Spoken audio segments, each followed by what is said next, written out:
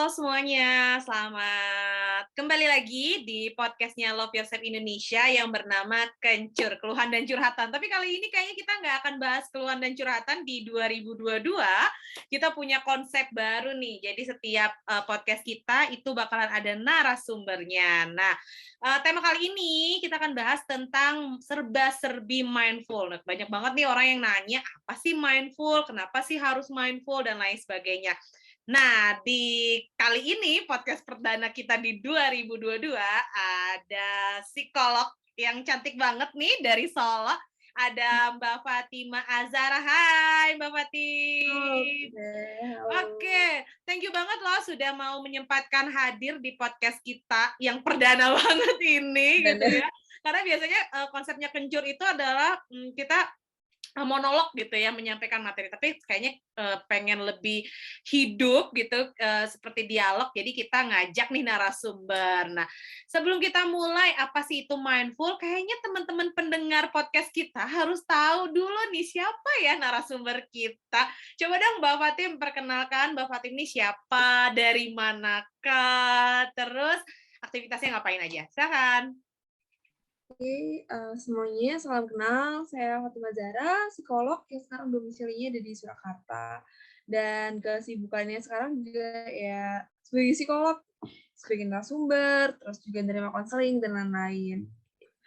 Wis mantap ya. Jadi walaupun pandemi kayak gini tetap orderan ada terus ya Mbak Fatim ya. Apalagi sekarang untuk layanan konseling dipermudah dengan yang namanya teknologi aplikasi ataupun juga ya kayak bisa pakai Zoom, chat ataupun mungkin ada aplikasi fitur-fitur aplikasi. Jadi sangat memudahkan ya.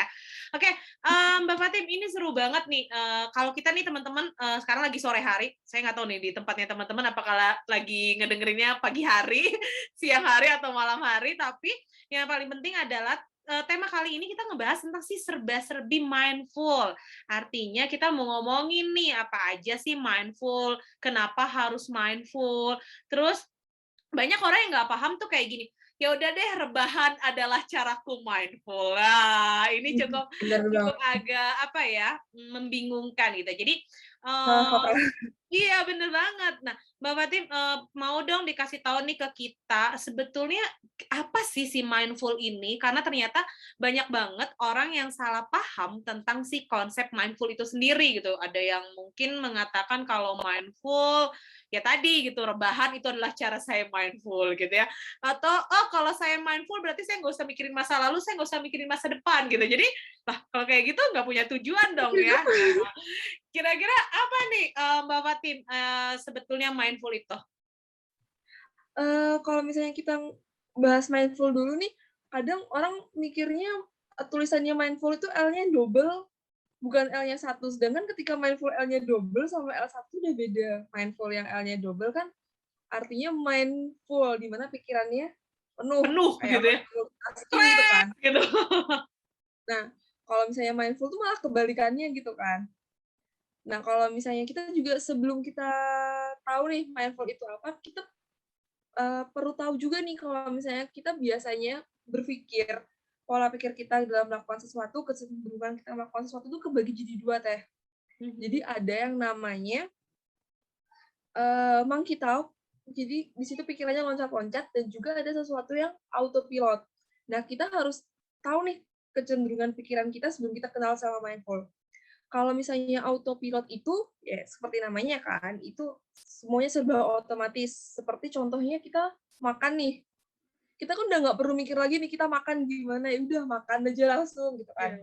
Terus misalnya kita nafas, kita kan nggak perlu kayak mikir lagi mau nafas, ya udah sehari-hari kita nafas tanpa kita harus memikirkan itu. Mau tidur kan nggak perlu dipikirin aku mau tidur ini di proses kita nggak perlu pikirin. Itu sesuatu yang namanya autopilot. Jadi sesuatu yang istilahnya kayak otomatis lah, nggak perlu kita pikirin. Sedangkan monkey talk itu adalah ketika kita pikiran kita, kecenderungan berpikir kita di mana kita itu tidak berada di tempat kita saat ini. Jadi misalnya istilahnya tuh kayak nggak here and now gitu kan, nggak di sini dan nggak sekarang. Misal nih, kita lagi podcast nih Teh, terus Teh Sifat lagi podcast sambil mikirin, ntar Banyak malam utang. makan apa ya? Atau lagi mikirin tiba-tiba aduh banyak utang gimana tuh ya? Nah, jadi kan kayak pikirannya loncat nih, lagi ngapain terus pikirannya kemana. Biasanya kayak mau tidur nih, biasanya suka tuh, udah mau tidur terus mikirin, besok pagi ini atau apa. Jadi kayak pikirannya tuh loncat-loncat. Nah, itu tuh yang kayak istilahnya untuk apa namanya, monkey talk tadi itu tadi, kayak gitu. Jadi, nah kalau kita bisa mindful, itu kita berhenti sejenak dengan kegiatan-kegiatan itu, kita fokus, gitu. Jadi kita, istilahnya kayak, apa ya, mindful itu keterampilan kita untuk sadar dan menyadari keadaan saat ini, tanpa kita nge saat ini tuh apa, gitu. Jadi kayak bener-bener, apa ya, keterampilan kita buat menilai itu semua. Jadi misalnya, kayak gimana ya, kita makan jeruk nih, Teh. Mhm. Nah, kalau orang mindful tuh bakalan, fokusnya itu kayak ke pikirannya, terus ke perilakunya, terus sama ke emosinya. Jadi, biasanya fokusnya kayak, aku makan jeruk, pikirannya kayak, "Oke, jeruk ini warnanya oranye, bulat," kayak gitu kan. Terus, ke perasaan fisiknya gitu kan, secara fisik, oke pas dimakan rasanya manis nih kan apa, dari tubuh nih. Jadi dia kayak pas makan, oke ini rasanya manis, terus ada bulir-bulirnya, sehingga hal ini bisa bikin senang. Nah, muncul tuh ke perasaan. Nah, mindful tuh kayak gitu. Jadi kita benar-benar menyadari dan, kayak apa ya, memberikan perhatian penuh gitu ke hal-hal yang kita lakukan, ke pengalaman-pengalaman kita itu, tanpa kita memberikan judgement atau penilaian terhadap itu, kayak gitu. Oke, ini Mbak Fatim cukup menarik ya. Jadi kan kalau misalnya intinya tadi di awal-awal dikatakan kalau mindful double-nya L itu tuh udah menjelaskan bahwa pikirannya penuh. Artinya itu kayaknya berat banget kayak punya banyak masalah gitu ya. Tapi kalau mindful itu adalah jeda sejenak untuk hadir pada momen saat itu juga dengan aktivitas yang kita lakukan. Nah, ini tuh apalagi tadi ada namanya monkey paw ya, yang dimana pikirannya itu loncat-loncat. Nah, kalau menurut Mbak Fatim nih, buat anak muda di luar sana, mungkin saya juga ngerasa kayak gitu kali ya, ada momen di mana biasanya autopilot semuanya. Tapi tiba-tiba ada satu momen pas tidur tuh mikir, aduh besok gimana ya, harus ini, harus itu. Atau misalnya lagi makan, harusnya menikmati nih bulir-bulir nasi, gitu, lauk pauknya, rasanya, kenikmatannya. Tapi ini fokus, aduh kerjaan belum beres, dan lain sebagainya. Nah, kebanyakan orang-orang di luar sana tuh masih bingung gitu membedakan kapan sih saya itu mindful atau ini mindful saya ini pikiran saya udah autopilot atau justru saya masih kayak monkey paw yang tadi dibilang gitu, masih loncat-loncat gitu. Tapi kadang ada orang yang mikir, enggak kok saya kalau tidur tidur aja gitu, nggak pernah mikir apa-apa. Nah, tapi ada juga, tapi saya kadang sih kalau misalnya tidur tuh loncat-loncat juga ya gitu. Nah, kalau misalnya kayak gini, gimana sih untuk memberikan pemahaman kepada masyarakat di luar sana tentang apa sebenarnya nih perbedaan dari si mindful yang perlu dipahami gitu, karena kayaknya untuk menerapkannya susah gampang juga ya. Kalau misalnya soal menerapkannya emang susah gampang, kayaknya gampang, tapi kalau nggak latihan susah banget kita mau fokus untuk melakukan sesuatu. Sebenarnya bukan fokus juga sih, kayak kita bener-bener, apa ya istilahnya, kayak kita, memperhatikan apa yang kita lakukan gitu kan. Nah, itu emang agak susah-susah gampang. Terus, kalau kita mindful, kita nggak bakalan kayak yang, apa namanya, jadi ngerasa kayak mau tidur apa multitasking dan segala macam. Contoh mau tidur mikirin kerjaan, mikirin ini, kan akhirnya jadi kayak nggak tenang, muncullah anxiety, muncullah apa-apa gitu kan. Jadi hidup tuh bakal kayak nggak tenang gitu. Kalau misalnya kapan kita harus mindful, ya mindful itu perlu diterapkan dalam keseharian kita. Bahkan kalau misalnya mindful itu kan ada juga kayak mindful dalam hal bernafas, mindful eating, mindful sleeping, mindful driving, dan lain-lain. Jadi kayak mindful itu bisa diterapkan dalam segala hal kalau emang kita pengen, istilahnya kayak menikmati hidup gitu. Oke, jadi sebetulnya si konsep mindful ini adalah bagaimana cara kita memproses atau menikmati perjalanan hidup kita gitu ya. Jadi biar Hmm. hidupnya tuh nggak penuh beban. Kayaknya makin dewasa kalau misalnya kayak gini, mungkin waktu kecil tuh kayak kita nggak mikirin apa-apa ya, kita mikirnya main aja gitu. Tapi kok makin dewasa kayaknya makin malam makin mumet, makin nggak fokus, terus makin lain sebagainya. Oh bisa jadi itu justru membuat kita makin tidak mindful dengan diri kita sendiri ya. Iya, bener banget deh. Kadang juga, nggak cuma dalam hal-hal kayak tugas ya, kadang kita makan sambil nonton TV, kita udah makan masuk ke mulut, kita nggak nikmatin makan, kita juga nonton TV juga kayak setengah-setengah, sebenarnya jadi kayak, apa ya, makannya tuh cuman sekedar Ya masuk aja ini ke aja, mulut kita gitu. nggak ada ngerasain itu makanannya tadi tuh enak atau enggak. Kadang kita kan makan udah nggak tahu tuh rasanya enak apa enggak, pokoknya makan aja sambil main HP, atau udah habis gitu tanpa menikmati apa yang ada di depan kita gitu. Kan kayak sayang banget gitu. Oke, jadi sebetulnya mindful ini tuh bisa kita proses ya dari kita bangun tidur sampai kita tidur lagi gitu dengan menikmati tiap harinya sehingga menurut Mbak Fatin mungkin nggak sih kalau dengan si mindful ini justru bisa menekan tingkat stres dan depresi seseorang sehingga dia bisa menjalani hidupnya mungkin jauh lebih bahagia karena kayaknya kan sekarang tuh banyak banget nih orang-orang di luar sana yang pura-pura bahagia tapi gimana nih caranya apakah bisa dengan mindful tuh kita benar-benar mendapatkan kebahagiaan itu? Bisa sih kalau misalnya, mindful sendiri tuh kayak fungsinya tuh banyak banget gitu, Teh. Bisalah tadi kayak istilahnya kayak membuat bahagia, menurunkan tingkat stres kita, bahkan, membantu kita dari masalah-masalah yang ada gitu kan. Karena kita jadi fokus, nggak pikirannya nggak kemana mana. Kadang kita kalau punya masalah, pikiran kita masalahnya A, tapi udah mikirnya B, C, D, E, udah nggak fokus sama masalahnya, malah kemana mana gitu. Kalau kita bisa mindful kan kita bisa nih fokus di, kognitif kita gitu. Terus kita juga bisa mikirinnya lebih terarah gitu. Sedangkan, mindful sendiri tuh kayak manfaatnya tuh banyak banget. Seperti tadi dibilang di kognitif, kalau misalnya orang udah mindful otomatis akan lebih mudah nih dalam mengingat sesuatu, akan lebih mudah nih ketika harus fokus sama sesuatu, kayak gitu. Karena udah terbiasa nggak pikiran kemana mana. Jadi dia lebih mudah fokus. Terus juga kalau misalnya orang udah bisa mindful itu kayak udah bisa nih, lebih lebih bisa ngeregulasi emosinya sama, empatinya dia. Terus juga, orang yang udah terbiasa mindful bakalan lebih, apa ya, tidak terlalu reaktif terhadap sesuatu dan lebih fleksibel menghadapi sesuatu. Oke, Kadang jadi kan kalau maksudnya dia nggak overthinking kali ya Mbak Fatin ya ketika ada masalah kan bisa jadi nih kalau misalnya orang yang nggak mindful dihadapkan pada satu kejadian yang mungkin terasa berat, dia bisa lebih cepat stres, jadi overthinking, mungkin jadi anxiety dan lain sebagainya. Mungkin nggak sih seperti itu terjadi?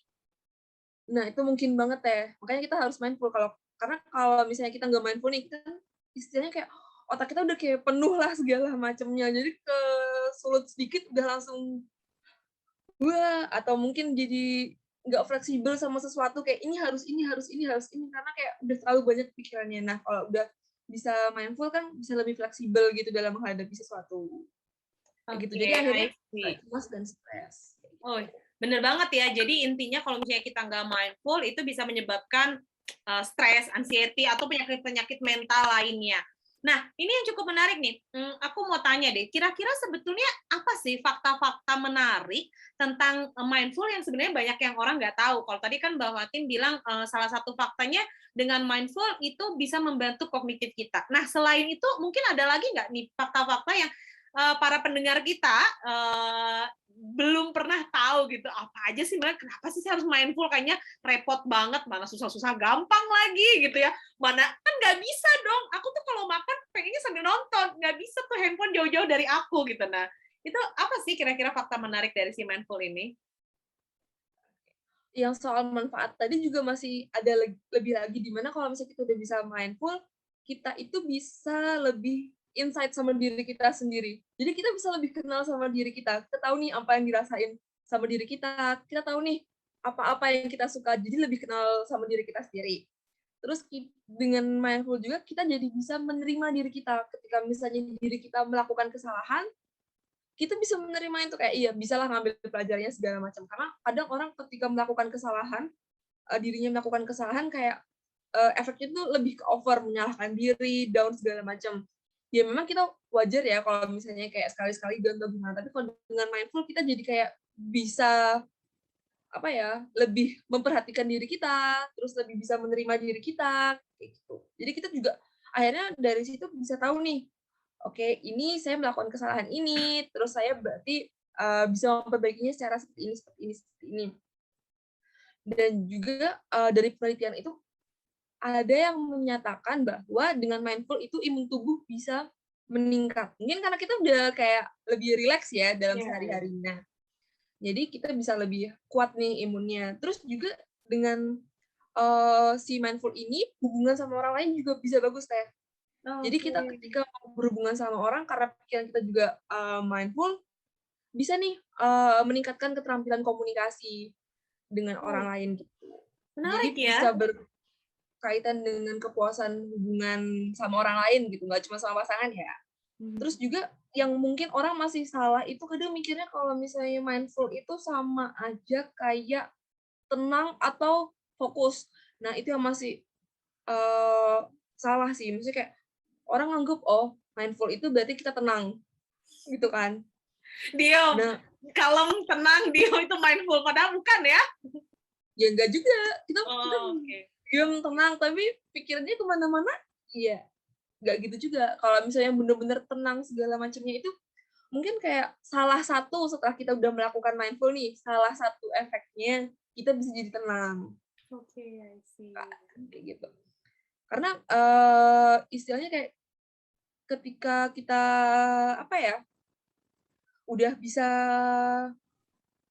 memberikan perhatian sama apa-apa, terus kita menikmati. Misalnya ini kita makan nih, terus udah dinikmati nih rasanya kayak gimana, terus teksturnya kayak gimana, perasaannya ketika makan itu kan udah akhirnya menimbulkan ketenangan dibandingkan kita makan gusuk-gusuk sambil pakai baju sambil ini itu kan akhirnya kita jadi kayak dikejar-kejar waktu, muncullah anxiety itu. Terus orang juga kadang mikirnya kayak oke, berarti kalau misalnya kayak gitu kita harus konsentrasi penuh, padahal malah bukan konsentrasi penuh si mindful ini. Kalau kita konsentrasi penuh, misal kayak tugas gitu kan, kita konsentrasi ngerjain ini supaya selesai. Nah, mindful kan nggak punya tujuan tertentu, jadi kayak bukan konsentrasi untuk menyelesaikan sesuatu gitu. Itu sih yang biasanya juga orang sering masih salah paham ya tentang si konsentrasi penuh atau fokus terhadap sesuatu itu dikategorikan mindful. Tenang atau quiet itu dikatakan juga mindful. Belum tentu seperti itu, tapi justru mindful ini mungkin lebih kepada bagaimana cara kita menikmati setiap proses, setiap menit yang kita jalani dalam hidup kita, sehingga kita lebih relax, enjoy.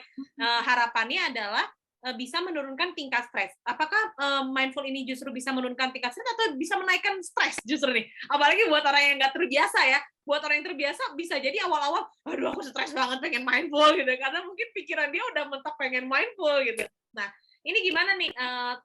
Terakhir nih, tipsnya kira-kira kalau misalnya supaya orang benar-benar bisa mindful nih, ini saya hadir nih di sini, kayak gitu.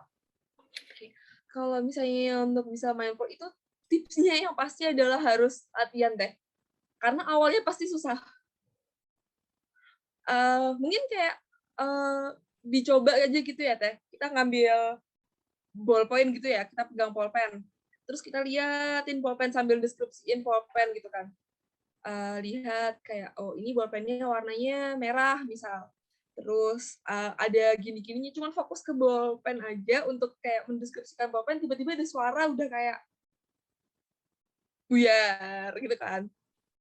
Nah, itu kan kita oke lah pertama kayak gitu, lama-lama semakin sering dilatih maka akan semakin bisa. Jadi kayak misalnya mau makan nih, ini terus dipanggil sama orang, buyar. Oke lah awal-awal masih nggak apa-apa, tapi yang penting kalau kita konsisten dan latihan terus itu akan jadi kayak kebiasaan kita sehari-hari. Jadi sebenarnya tipsnya adalah latihan terus-menerus. Oke, sip, menarik banget ya teman-teman pendengar di luar sana. Ini yang tips yang paling sederhana, simpel tapi simpel sebenarnya sederhana. Itu adalah praktek niat aja nggak cukup, praktek sekali Oke. juga jangan pantang menyerah gitu. Sama kayak bayi waktu pertama kali jalan dia jatuh gitu, kita pertama kali naik sepeda kita jatuh, susah rasanya, males lagi mengulang dan lain sebagainya. Tapi kalau misalnya kita punya tekad, punya niat yang benar-benar kita pengen belajar mindful untuk bisa hadir pada momen teman-teman ada, maka caranya adalah praktek. Paling sederhana tadi ya teman-teman, dengan cara lihat pulpen gitu ya. Nah, Mhm. lihat pulpen atau makan jeruk, atau misalnya minimal kalian pas lagi makan mie ayam nih teman-teman, pas lagi makan mie ayam tuh perhatikan gitu ya Mas ya, benar-benar hadir kalau Mmm. teman-teman tuh lagi makan mie ayam, jangan disambi misalnya malah jadi gosip, cek lambe turah misalnya ya, atau cek-cek akun Iya. gosip. Nah, jangan banget, tapi justru dinikmati si mie ayam itu gitu, betapa nikmatnya teman-teman bisa menikmati si mie ayam gitu. Oke, Mbak Fatin seru banget nih. Kita udah bahas tentang si mindful ini, serba-serbi tentang mindful. Semoga bisa jadi insight buat teman-teman di luar sana tentang apa sih mindful ini dan keuntungannya apa, fakta-faktanya apa, dan jangan sampai ketukar ya. Ada mindful dengan double L, itu yang bikin beban Heeh. pikiran gitu ya. Ada yang mindfulnya justru L-nya satu gitu. L satu itu adalah justru teman-teman memang hadir gitu pada saat momen teman-teman di momen Here and now. teman-teman berada. Ya, here and now itu yang paling penting, here and now. Nah, sebelum kita akhiri nih Mbak Fatim, boleh dong closing statement apa nih motivasi yang bisa Mbak Fatim kasih ke teman-teman pendengar di luar sana untuk bisa mindful, terutama para remaja ya yang mungkin berada pada fase quarter life crisis atau misalnya yang lagi masa-masa peralihan usia atau kedewasaan biasanya seperti itu. Oke, kalau misalnya, kita menjalani hidup itu kan pasti nano-nano ya, ada naik, ada turun, terus apalagi ketika kita nggak bisa mindful nih, akhirnya malah mumet ke mana-mana. Ya memang mindful itu nggak 100% menyelesaikan masalah kita, seenggaknya bisa membantu kita menurunkan stres, di mana akhirnya kita bisa mencari, solusi-solusi untuk masalah kita. Jadi membantu kita tenang dulu nih, keadaan kita tenang, akhirnya kita bisa berpikir, secara lebih logis dan masuk akal, sehingga kita ke depannya nggak salah ambil keputusan karena emosi. Nah, tapi mindful ini jangan dijadikan beban juga gitu. Dibuat enjoy gitu, dijadikan keseharian, jangan dijadikan beban. Akhirnya malah nambah beban, bukan mindful. Jadinya mindful double L.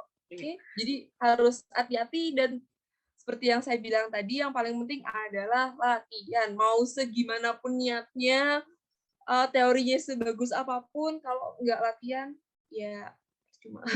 Percuma ya, jadi bener banget minimal latihan sehari 5 menit lah ya, maksudnya 5 Hmm. menit, nanti jadi 10 menit, mungkin jadi 1 jam teman-teman bisa mindful dan lain sebagainya. Karena yang paling penting adalah, betul segala sesuatu yang kita lakukan itu jangan dijadikan beban, tapi dijadikan rileks dan dijadikan bahwa, ya saya pengen mencoba ini gitu. Jadi kalau misalnya kita jadikan beban ya otomatis nggak jadi mindful, malah jadi mindful gitu, dalam artian benar-benar berat banget beban kita. Oke, sip. Terima kasih banget Mbak Fatim untuk podcast kali ini. Kita bahas tentang serba-serbi mindful. Seru banget nih. Semoga teman-teman di luar sana bisa Sobat LES gitu ya, Sobat Loveser Indonesia bisa cukup paham tentang apa sih mindful, bagaimana caranya, kemudian juga bisa memahami apa yang disebut dengan si mindful ini, dan yang paling penting adalah jangan lupa praktek.